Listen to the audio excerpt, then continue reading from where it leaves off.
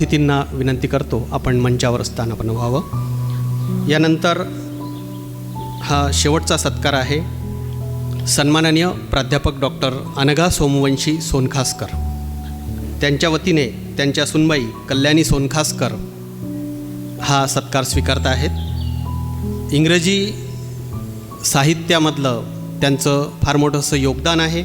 इंग्रजीमध्येच त्यांनी अध्यापन केलेलं आहे। अनेक कथालेखन, समीक्षणात्मक निबंध संग्रह, कसदार लेख संग्रह मराठीमध्ये देखील त्यांचे हे प्रकाशित झालेले आहे। काव्यसंग्रह, कादंबरी लेखन असं चौफेर असं लेखन त्यांचं आहे।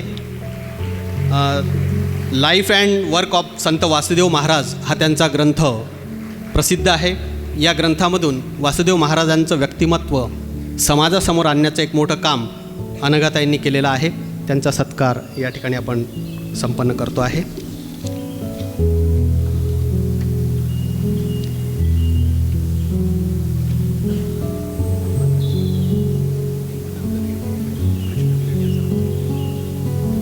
प्रथम मी विनंती करतो प्रतिभाताई जानोळकर यांना की त्यांनी आपलं मनोगत या ठिकाणी व्यक्त करावं।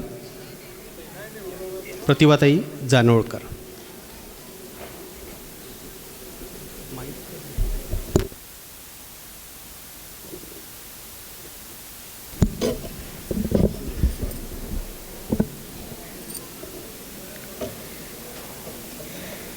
स्टेजवरील उपस्थित सर्व मान्यवरांचे मी स्वागत करते। तसंच हॉलमध्ये बसलेले सर्व साहित्यप्रेमी बंधू भगिनींना पण मी प्रणाम करते। आज हा एक अतिशय वैशिष्ट्यपूर्ण असा हा प्रोग्राम होता। लेखिका अनेक असतात परंतु त्यांना प्लॅटफॉर्म मिळत नाही, परंतु आज या अकोला जिल्हा साहित्य संघाने त्यांना एक प्लॅटफॉर्म मिळवून दिलेला आहे। सर्व साहित्यिकांनी, साहित्यिक कवयित्रींनी आपल्या अतिशय सुंदर कविता ऐकवल्यात। त्यांचा विषय स्त्रीचं दुःख, पतीचा वर्चस्वपणा किंवा सामाजिक काही समस्या असाही त्याचा विषय होता।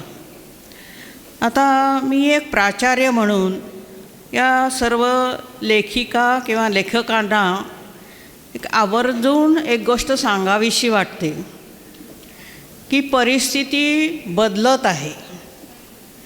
आजचा विद्यार्थी हा भारताचा भावी नागरिक आहे आणि हा विद्यार्थ्याची जडणघडण जर अतिशय चांगली झाली, संस्कारित झाली तरच संस्कारित भारत राहणार आहे।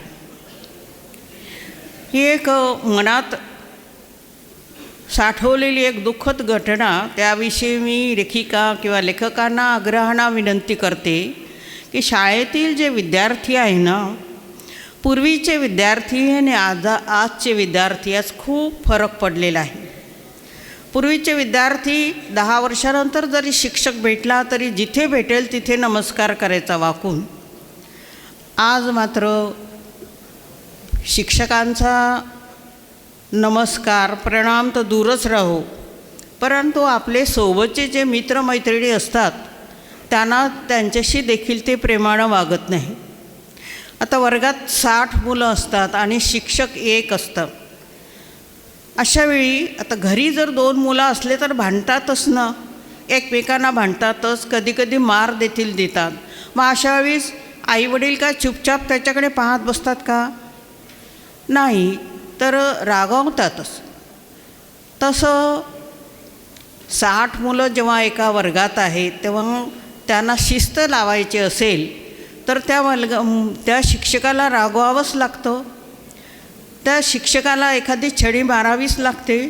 पूर्वी तर असं होतं की छडी लागे छमछम विद्याई घम घम असं म्हणायचे पालक, आणि शाळेमध्ये येऊन सांगायचे की याने जर अभ्यास केला नाही तर याला कितीही मारलं तरी आम्ही काय म्हणणार नाही। परंतु आज जर शिक्षक जर विद्यार्थ्यांना रागावले तर लगेच दुसऱ्या दिवशी पालक येतात की आमच्या मुलाला का रागावलं। पण त्यांच्या लक्षात ही गोष्ट येत नाही की रागावल्याशिवाय त्यांना कुणाचं तरी धाक असल्याशिवाय ते शिकणार नाहीत आणि पुढे जाणार नाही. तेव्हा मला असं आग्रहाने सांगायचं आहे की या विद्यार्थ्यांमध्ये काही बदल घडेल अशी एक भावना त्या लेखनातून जर निर्माण झाली तर अधिक चांगलं होईल. वाचाल तर वाचाल असं म्हटलं जातं. ते सगळेजणं हे तुमचे कथा काव्य हे सगळं ऐकून त्यांच्यामध्ये काही बदल होईल आणि ते सुसंस्कृतीत आपलं पदार्पण करतील तर ते अतिशय भाग्याची गोष्ट आहे. तसंच पालकांच्याही बाबतीत म्हणावं असं वाटतं की शिक्षकांना त्यांना पाहिजे तसं विद्यार्थ्यांना संस्कारित करू द्यायचं. दुसऱ्या दिवशी लगेच शाळेत जाऊन भांडण्याची काहीच गरज नाही. परंतु आज रागावलं तरी उद्या त्याचे पालक येणार आणि त्या शिक्षकालाच जबाबदार पकडणार. आता 2 मुलं आहेत ते खेळणारच, वाद घालणारच, एक मासी वस्तू घेणारच आणि अशावेळी शिक्षक तिथे असेल तर त्यांना ते रागवावंच लागतं. तेव्हा असा काहीतरी विषय या साहित्यिकांनी घ्यावा की जेणेकरून पालक देखील सुसंस्कृत होतील आणि विद्यार्थी देखील सुसंस्कृत होतील. यांचं हे सुसंस्कृतीत झाले तर पुढे चालून भारतीय नागरिक हे अतिशय सर्व गुणसंपन्न ठरतील आणि जगाचा भारताकडे पाहण्याचा दृष्टिकोन देखील बदलेल. म्हणून मी प्राचार्य या नात्याने माझ्या मनात असलेली एक दुःख मी तुमच्यासमोर प्रगट केलं आहे की ज्या कवयित्री आहेत त्या सगळ्यांनी पालकांना कसं मनोबल कसं वाढवता येईल याकडे लक्ष द्या. विद्यार्थ्यांच्या देखील मनोबल कसं वाढेल अशा काही कविता सादर कराल आणि वाचनाबद्दलचा देखील आग्रह करा. म्हणजेच वाचाल तर वाचाल ही संस्कृती खऱ्या अर्थाने समाजामध्ये रुजवेल आणि भावी समाज अतिशय उत्कृष्टरित्या सावरल्या जाईल. पर्यायाने आपला देश सावरेल. तेव्हा कुटुंब, समाज, देश असा एक उद्देश समोर ठेवून कवयित्रींनी आपल्या कविता कराव्या, लिहाव्या. पालकांनाही उद्बोधन करावं, विद्यार्थ्यांना देखील करावं आणि सगळ्यांना घडविण्याचं काम या कवयित्रींनी करावं असं मी आग्रहाने बोलून माझे 2 शब्द आटोपते घेते.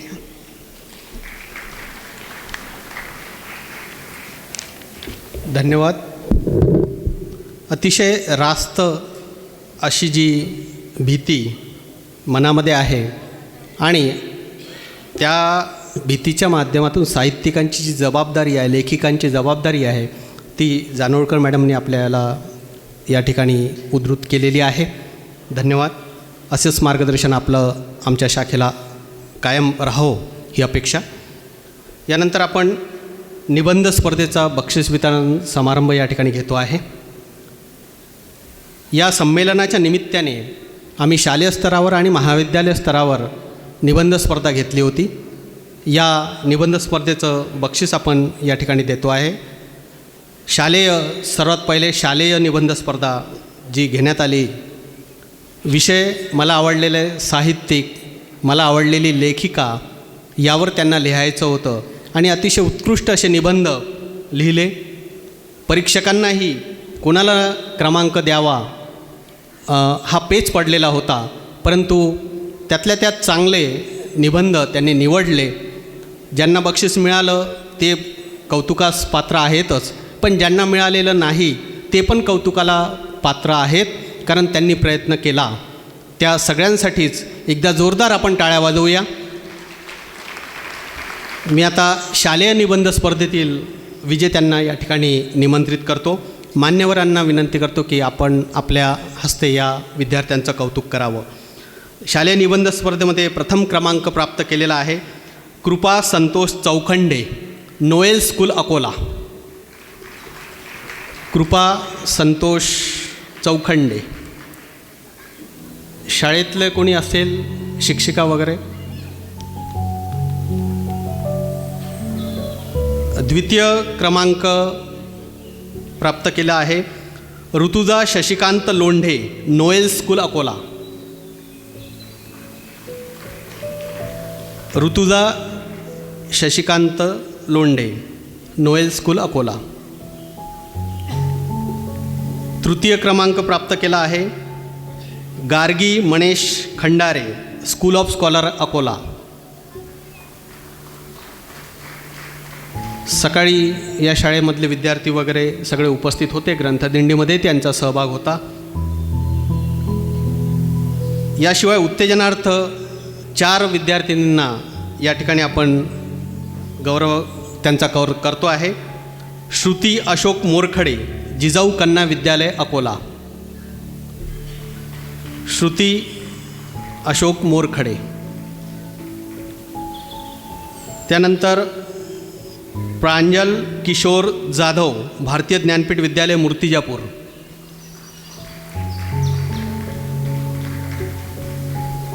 तनुजा पंकज पांडे, जिल्हा परिषद विद्यालय कामरगाव कारंजा. तनुजा पंकज पांडे, स्वागत. मान्यवरांना विनंती करतो की आपल्या हस्ते आपण तनुजाचा सत्कार करावा. जिल्हा परिषद विद्यालय कामरगावची ही विद्यार्थिनी वाशिम जिल्ह्यातील कारंजा तालुक्यातील कामरगाव या ठिकाणाहून ही विद्यार्थी आली आहे. आपण जोरदार टाळ्या वाजवून तिचं कौतुक करूया. यानंतर Anvi Ramesh Patkar, new English high school Akola. अन्वीचे शिक्षक या ते हा सत्कार स्वीकारत आहेत.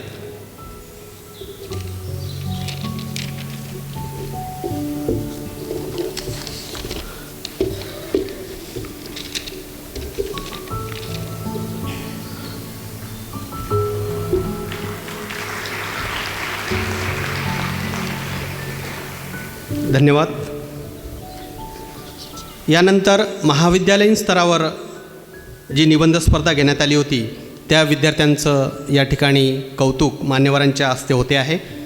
या स्पर्धेमध्ये प्रथम क्रमांक प्राप्त केलेला आहे कुमारी धनश्री सुनील हनुमंते, डॉक्टर एच.एन. सिन्हा महाविद्यालय पातूर.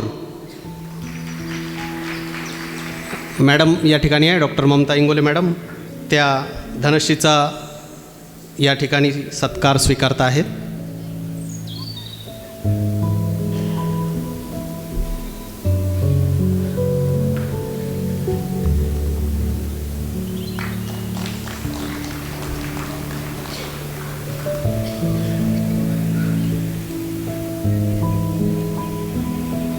यानंतर द्वितीय क्रमांक या निबंध स्पर्धेमध्ये प्राप्त केलेला आहे कुमारी जया ओंकार मुळे, शिवाजी महाविद्यालय अकोला.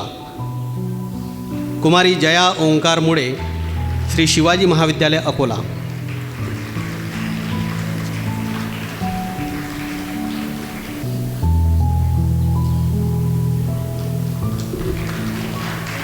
भावी लेखिका या ठिकाणी आपल्याला पाहायला मिळत आहेत की ज्यांनी निबंध स्पर्धेच्या माध्यमातून आपल्या लेखनाला सुरुवात केलेली आहे. तृतीय क्रमांक प्राप्त केलेला आहे डॉक्टर एच.एन. सिन्हा महाविद्यालय पातूरचे कुमारी दिव्या प्रेमानंद गोळे. डॉक्टर ममता इंगोले मॅडम तिचा सत्कार स्वीकारत आहेत.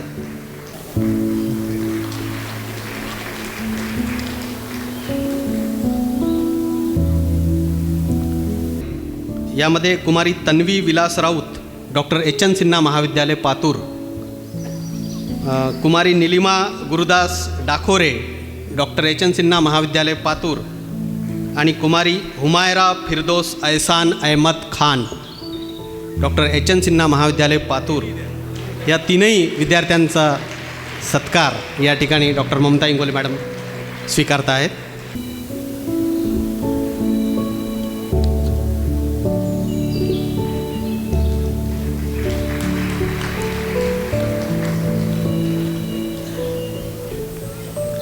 यानंतर कुमारी सेजल प्रकाश इंगळे, सुधाकर नाईक महाविद्यालय अकोला.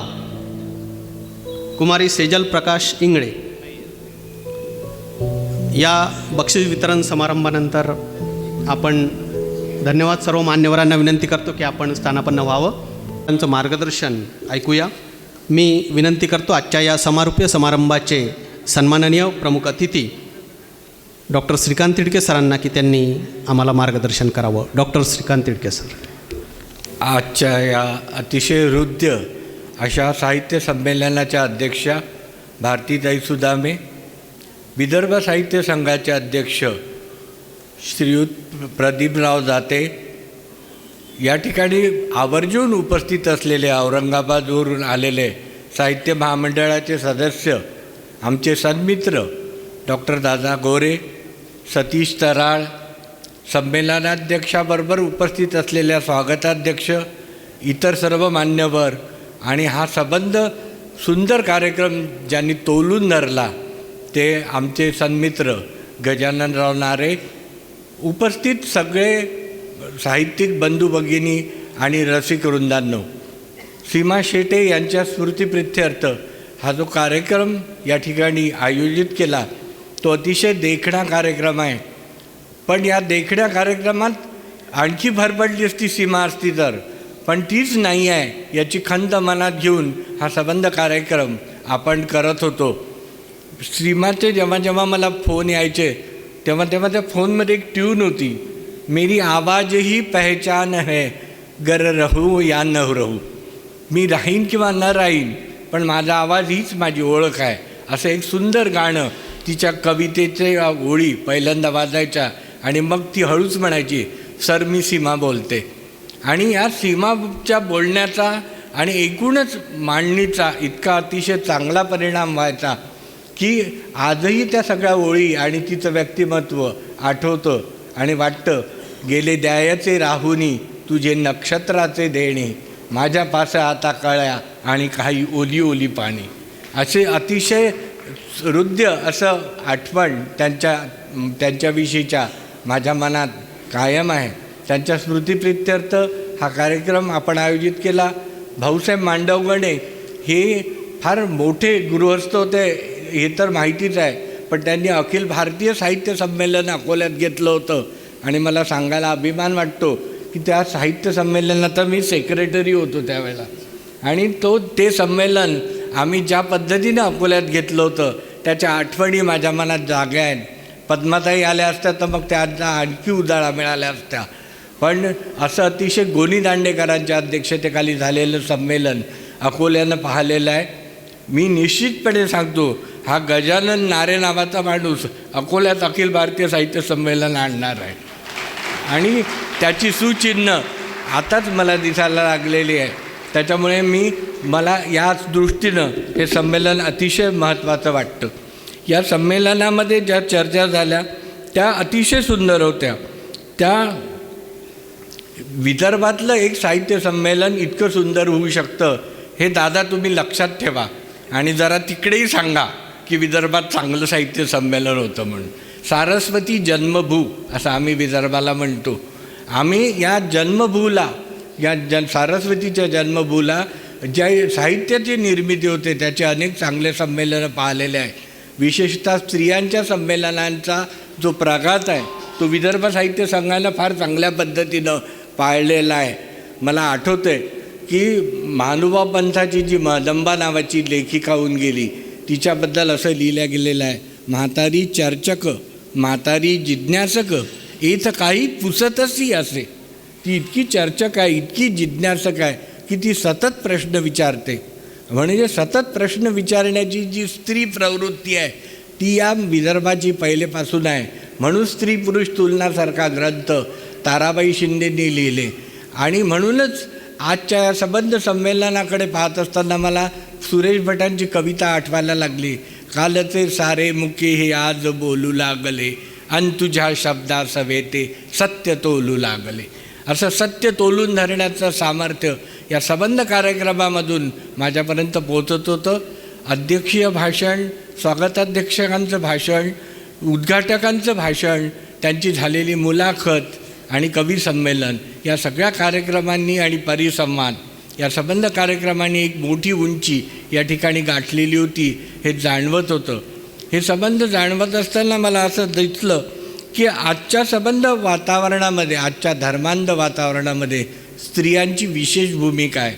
दादा गोरेंनी फार चांगल्या पद्धतीनं परिसंवादाचं संयोजन केलं, पण मला असं वाटतं एक महत्त्वाचा मुद्दा सगळ्या वक्त्यांच्या आणि अध्यक्षांच्या भाषणातून सुटला, तो असा की या महाराष्ट्रामध्ये संबंध स्त्रियांचं जे धर्माच्या नावानं शोषण सुरू आहे त्याच्याबद्दल स्त्रिया लिहित नाही, ही खंत या ठिकाणी मी व्यक्त करतो. इतके बुवा झालेले आहेत या 10 वर्षामध्ये महाराष्ट्रामध्ये की ही महाराष्ट्राची ओळखच आपण पुसून टाकलेली आहे. हा महाराष्ट्र पंजाबराव देशमुखांचा, हा महाराष्ट्र भाऊराव पाटलांचा, हा महाराष्ट्र शाहू महाराजांचा, हा आंबेडकरांचा महाराष्ट्र असं म्हणण्याची लाज वाटावी इतके बुवा या महाराष्ट्रामध्ये निर्माण झाले.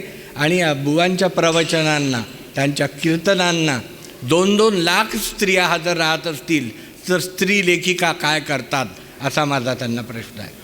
आणि या संबंध प्रश्नातून आपण कुठेतरी विचार केला पाहिजे की या गाडगेबाबाच्या भूमीमध्ये लाखो स्त्रियांची गर्दी होत असेल तर या साहित्य संमेलनामध्ये गर्दी झाली असं आम्ही म्हणत असू, पण ही गर्दी किती छोटी आहे याचा विचार आपण करा.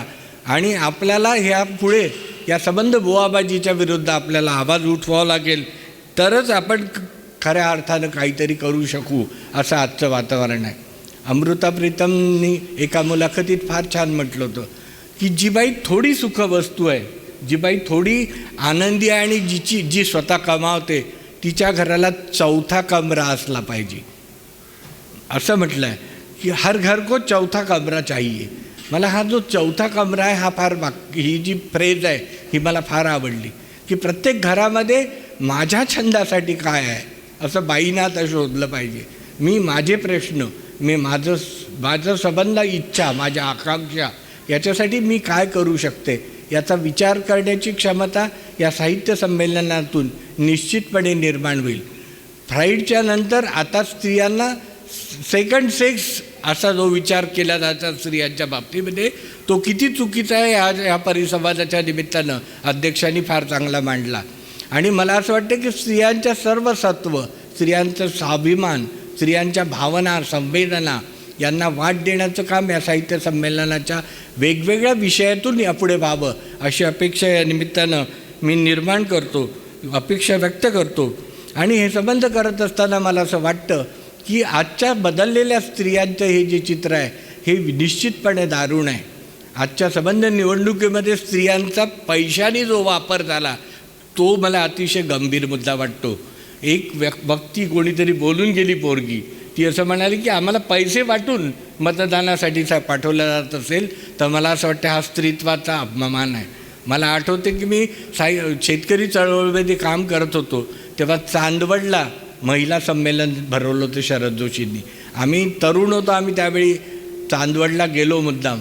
लाखांनी स्त्रियांना आलेल्या होत्या आणि त्यांचा एकच नारा होता, भीक नको हवे घामाचे धाम. आम्हाला भीक नको आहे, आम्हाला घामाचे धाम द्या असं शेतकरी स्त्रिया ओरडून म्हणत होत्या. आजच्या या संबंध वातावरणामध्ये हे चित्र आज राहिलं आहे का याचा अंतर्मुख होऊन आपण विचार केला पाहिजे असं मला वाटते. बहिणाबाईची एक फार सुंदर कविता आहे, ती असं म्हणते, माझ्या डोळीवरचं कुंकू पुसल्या गेलं पण माझी कर्माची रेखा मात्र उघडी पडली. ही जी कर्माची रेखा म्हटलं आहे त्यांनी ती मला फार महत्त्वाची वाटते की विधवा झालेल्या या शेतकरी स्त्रियांनी आपलं कुटुंब सांभाळलं, आपलं कुटुंब उभं केलं आणि उभं केलेलं कुटुंब उभं करत असताना त्यांना अतिशय यातना सोसाव्या लागल्या. त्यांचा लढा आता खरा म्हणजे प्रखर करण्याची वेळ आलेली आहे. त्याचा सुतोवाच साहित्य संमेलनातून झाला पाहिजे. आणि हे संबंध, हे जे स्त्रियांना गृहीत धरण्याचं प्रकरण आहे, हे गृहीत धरण्याचं प्रकरण स्त्रियांनी नाकारलं पाहिजे असं मला प्रामाणिकपणे वाटते. आणि यासाठी स्त्रियांना जो संविधानानं अधिकार दिलेले आहे त्या संविधानानं दिलेल्या अधिकाराचा उपयोग झाला पाहिजे.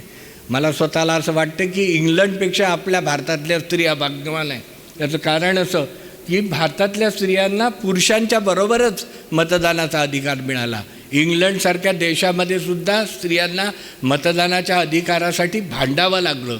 झगडावं लागलं आणि त्यांना सांगावं लागलं की आम्हाला पण मतदानाचा अधिकार द्या. डॉक्टर बाबासाहेब आंबेडकरांच्या संविधानानं स्त्री पुरुष दलित स्पृश्य अस्पृश्य प्रत्येक माणसाच्या मताचं मूल्य एकच आहे हे जे अतिशय चांगलं सत्व आणि तत्त्व दिलं ते तत्त्व आज डागाळलं जात आहे.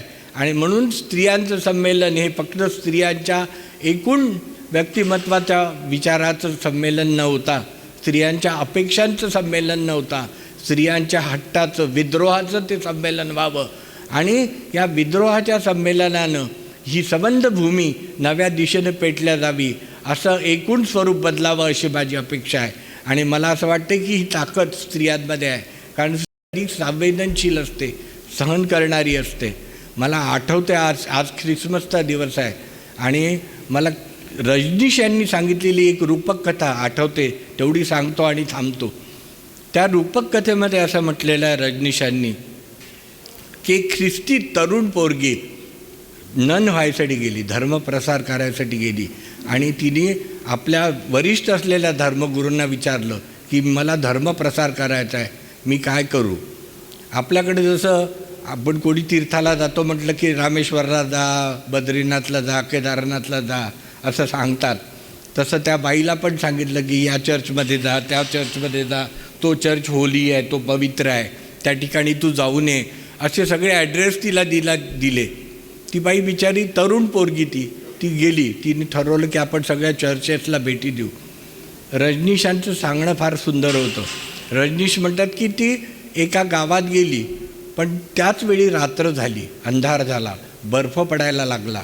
आता पाश्चात्य देशांमध्ये बर्फ पडतच असतो आणि बर्फ पडत असल्यामुळे ती थंडीने कुडकुडायला लागली. आणि मग तिला असं वाटलं की आपण आता पुढे ज्या चर्चमध्ये जाणार आहोत तो तर लांब आहे, आपण इथेच या गावात मुक्काम करावा.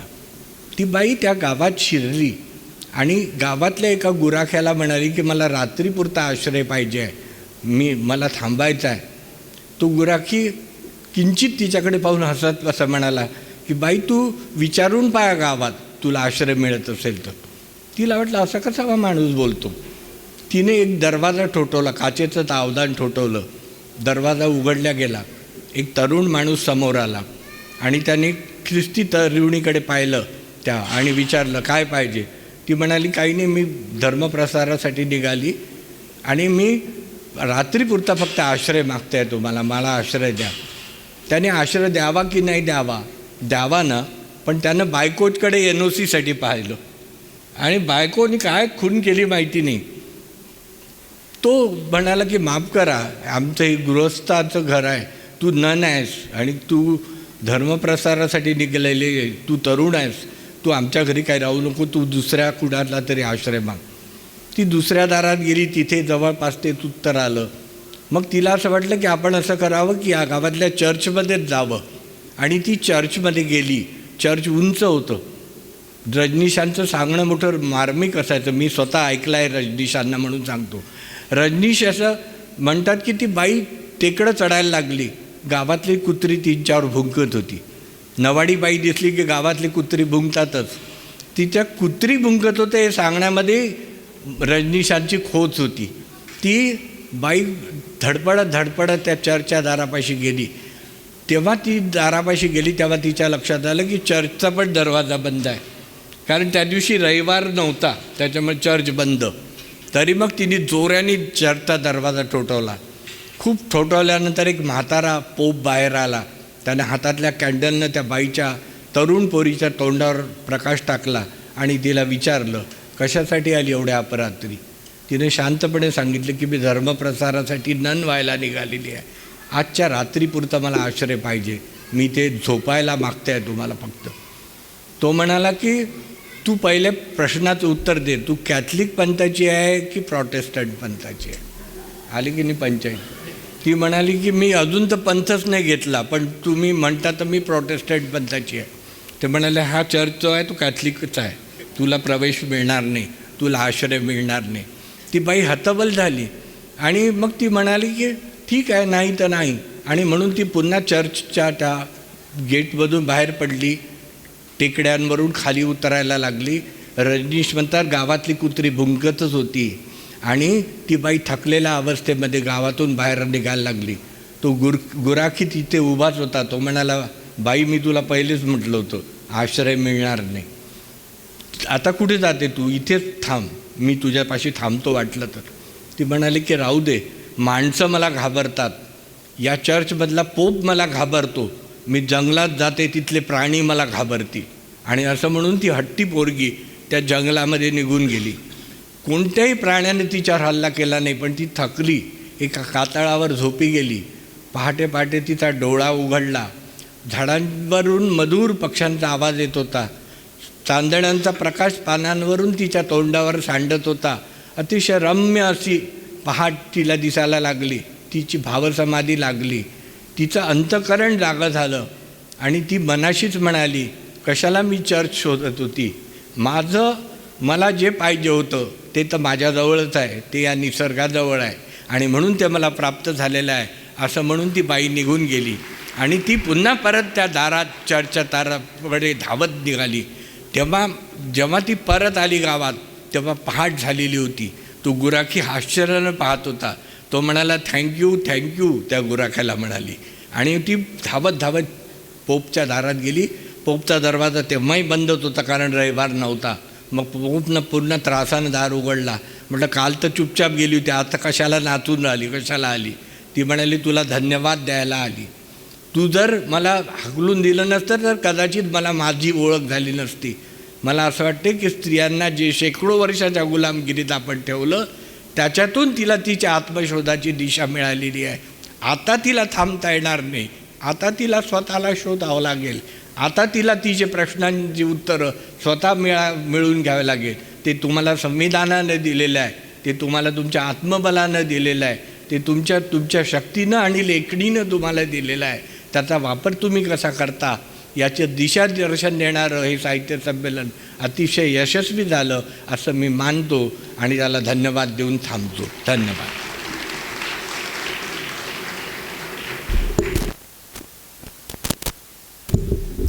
महदंबा बहिणाबाई ते आजच्या लेखिका, हा जो लेखनाचा प्रवास लेखिकांचा आहे तो या ठिकाणी उद्धृत करतानाच तिडके सरांनी काही प्रश्न आपल्या लेखिकांसमोर ठेवलेले आहे की समाजातल्या या प्रश्नांनाही लेखिकांनी वाचा फोडावी. निश्चितच तनुजासारखी कामरगावमधली एक मुलगी या ठिकाणी येऊन पुरस्कार घेऊन जाते. ह्या अशा लेखिका येणाऱ्या काळामध्ये या प्रश्नांना समजून घेतील आणि लेखन करतील, याबद्दल आपण तिडके सर निश्चिंत राहा. हे संमेलन आपल्याला हा आशावाद या ठिकाणी देते आहे. यानंतर आपल्याला अध्यक्ष मनोगत अगदी थोडक्यामध्ये ऐकायचं आहे. तत्पूर्वी मीराताई ठाकरे या ठिकाणी आहेत. राहून त्यांना सीमाताईची जी आठवण येते आहे, आज सीमाताईंना हे समर्पित संमेलन आहे आणि त्यामुळे सीमाताईंना आदरांजली आपल्या काव्यातून ते या ठिकाणी मांडतात आहे. आदरणीय मीराताई. हॅलो. सतत 2-3 तासापासून मी सीमाच्या समोर माझा फोटो आहे आणि मी तिच्याकडे बघते आहे.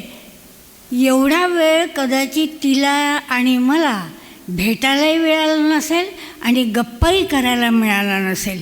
आज तिच्या स्मृतिप्रित्यर्थ हे जे साहित्य संमेलन लेखिका घेतलेलं आहे त्याबद्दल सर्वांचे मी आभारी आहे आणि तिच्यासाठी ह्या वेळेवर सुचलेल्या ह्या तिला समर्पित ओळी. शोधू कुठे तुला मी आता उशीर झाला, शोधू कुठे तुला मी आता उशीर झाला. डोळे भरून बघता कोंडून श्वास गेला, डोळे भरून बघता कोंडून श्वास गेला. तुझी भेट ना कधीची रुखरुख मनास वाटे, भारावले गमन हे कल्लोळ साठलेला, भारावले गमन हे कल्लोळ साठलेला डोळे भरून बघता कोंडून श्वास गेला बोलायचेच होते बोलायचेच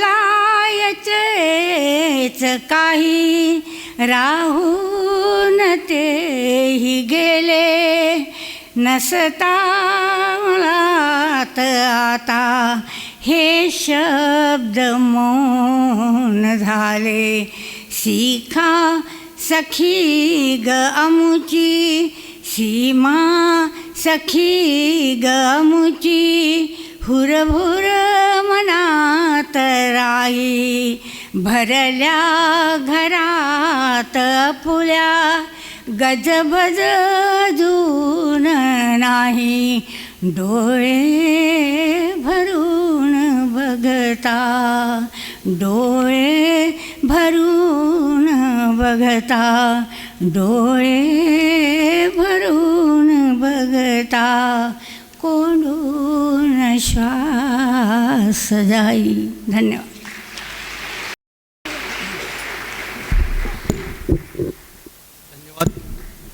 मीराताईंच्या ज्या भावना आहेत त्या इथे बसलेल्या प्रत्येकाच्या भावना आहेत.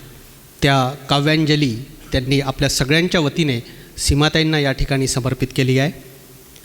यानंतर या समारोपीय समारंभाच्या अध्यक्ष आपल्या या संमेलनाच्या अध्यक्ष डॉक्टर भारती सुदामे आपलं अध्यक्ष मनोगत या ठिकाणी व्यक्त करतील.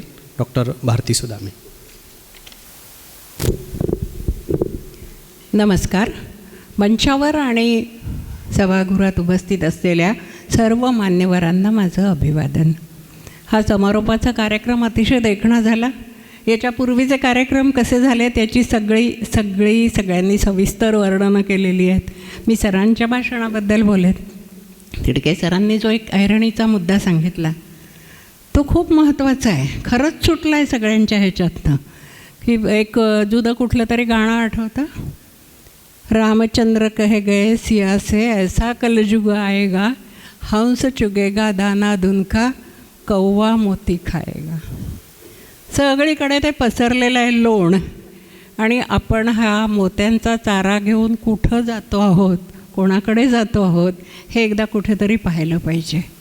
संघर्ष संकट स्त्रियांच्यावर होणारे अन्याय किंवा त्यांच्या मनाची होणारी घालमेल आणि त्याच्यातनं बाहेर पडलं या सगळ्या गोष्टींवर बरीच चर्चा झाली. ती आवश्यक होती. ती आपल्या मनातही व्हायला पाहिजे. एकदा एका कवितेमध्ये मी कुठल्या तरी संदर्भात लिहिलं होतं कृतज्ञ हूँ मैं उन सब की कृतज्ञ हूँ मैं उन सब की जिन्होंने मझधार में थामा था जिन्होंने मझधार में थामा था. मला जेव्हा गटांगळ्या खात होते कुठेतरी तेव्हा कोणीतरी मला हात दिला मदत केली त्यांची मी कृतज्ञ आहे. कृतज्ञ हूँ मैं उन सब की जिन्होंने मझधार में थामा था उनसे पहले उन सब की जिन्होंने लाकर छोड़ा था.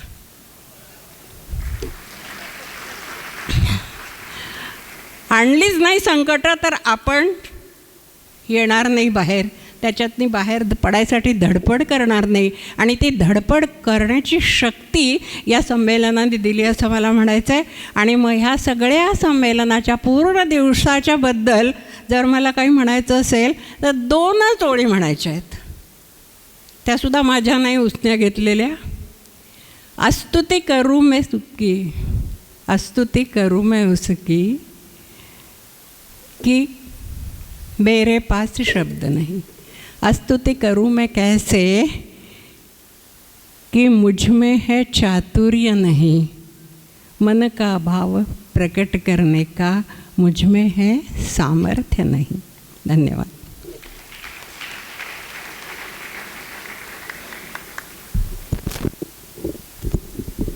संमेलनाचा अध्यक्ष कसा असला पाहिजे हे भारतीताईंनी या ठिकाणी सांगितलं आहे की एक पूर्ण संमेलनच आपल्या डोळ्यापुढे त्यांनी उभं करून दिलेलं आहे अगदी मोजक्या शब्दांमध्ये. धन्यवाद. यानंतर आभार प्रदर्शन हा शेवटचा टप्पा या समारोपीय समारंभाचा. मी विनंती करतो श्रीयुत अविनाश तराळे यांना की त्यांनी आभार प्रदर्शन करावं. श्रीयुत अविनाश तराळे.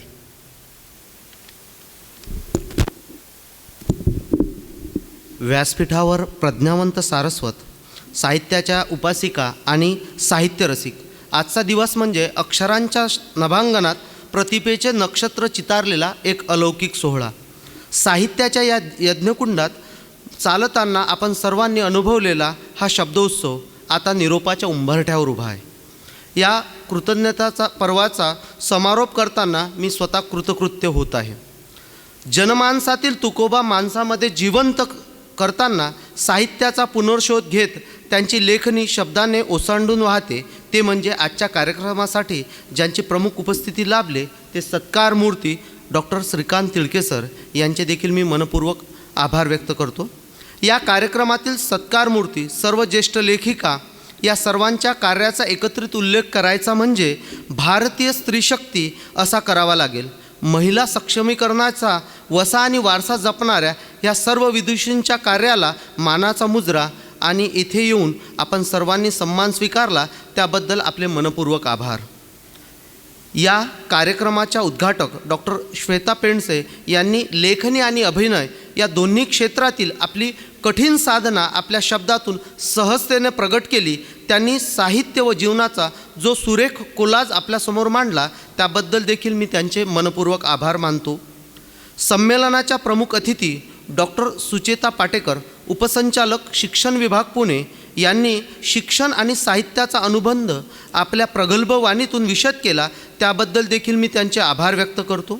संमेलनाच्या स्वागताध्यक्ष सौ निलिमा पाटील मॅडम यांच्या हस्ते साहित्याच्या या मंगल कलशाची स्थापना झाली आणि त्यांच्या शब्दांनी या सोहळ्याला खऱ्या अर्थाने सांस्कृतिक वैभव प्राप्त झाले.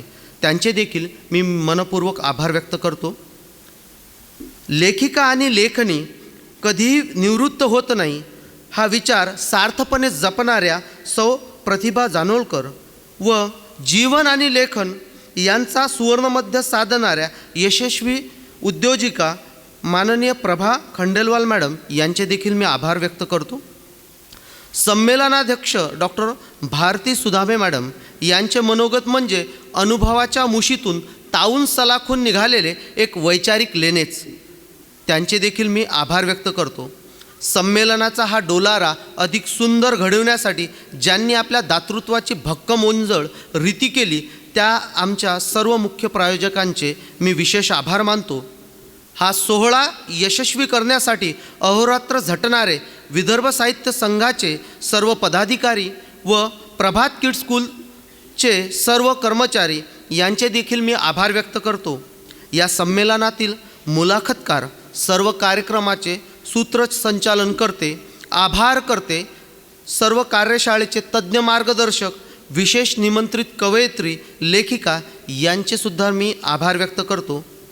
हा साहित्याचा सुगंध जनमानसाच्या मनामनात पोहोचवणारे पत्रकार हे या संमेलनाचे खऱ्या अर्थानं वैचारिक दूत होते. सर्व प्रसारमाध्यमांच्या प्रतिनिधीचे मी मनापासून आभार व्यक्त करतो. संमेलनाच्या परिसरात ज्यांनी साहित्याची आणि कलाकृतीची सुंदर दालने सजवली त्या सर्व दालनकर्त्याचे मनपूर्वक आभार मानतो.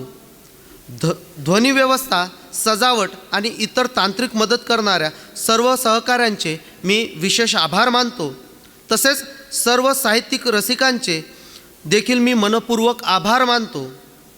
तसेच स्वर्गीय सीमा सेठे रोठे मॅडम यांच्या पावन स्मृतीला देखील मी विनम्र अभिवादन करतो. हे लेखिका संमेलन केवळ महिलांचे संमेलन नसून तो विचारांचा एक उत्सव आहे. हे संमेलन अधिक सर्वसमावेशक व्हावे आणि त्यातून निघालेले साहित्य अमृत केवळ विचारपीठापुरतेच मर्यादित न राहता ते समाज मनापर्यंत पोहोचावे हीच सदिच्छा व्यक्त करतो आणि मान्यवरांच्या आणि अध्यक्षांच्या अनुमतीने हा कार्यक्रम इथेच संपला असे जाहीर करतो. धन्यवाद.